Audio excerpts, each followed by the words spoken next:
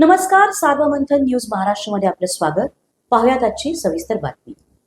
नगर मनमाड राज्य महामार्गावर दिवसभर वाहतूक ठप्प होते, तर शहरातील मल्हारवाडी रोड कृष्ण मंदिर परिसरातून भागीरथीबाई शाळेत नातींना आणण्यासाठी जात असलेल्या आजोबाला चारचाकी वाहनाने कट मारल्याने ते उसाच्या ट्रॉलीखाली आल्याने त्यांचा मृत्यू झाल्याची दुर्दैवी घटना घडली आहे.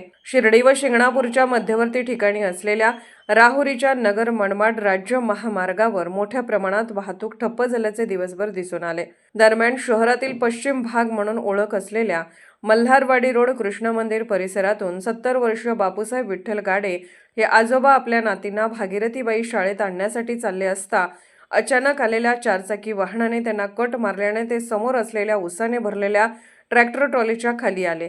यावेळी बापूसाहेब गाडे हे त्यावर पडले असता त्यांच्या हातावरून चाक गेले, तर डोक्याला जबर मार लागल्याने कानातून व नाकातून रक्तस्राव झाला. यावेळी त्यांना आजूबाजूला असलेल्या नागरिकांनी तात्काळ ग्रामीण रुग्णालयात उपचारासाठी दाखल केले असता वैद्यकीय अधिकारी यांनी गाडे यांना मृत घोषित केले. घटनेची माहिती काढताच नगराध्यक्ष भाऊसाहेब मोरे, नगरसेवक सागर तनपुरे, माजी उपनगराध्यक्ष आर तनपुरे, माजी नगरसेवक बाळासाहेब उंडे, अक्षय तनपुरे, सोन्याबापू जगधने, पिनो काळे, भाऊसाहेब उंडे यांच्यासह आदींनी दाखल होत मदत केले.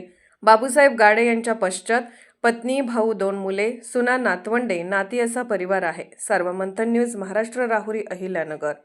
सार्वमंथन न्यूज महाराष्ट्राला लाईक करा, शेअर करा, सबस्क्राईब करा.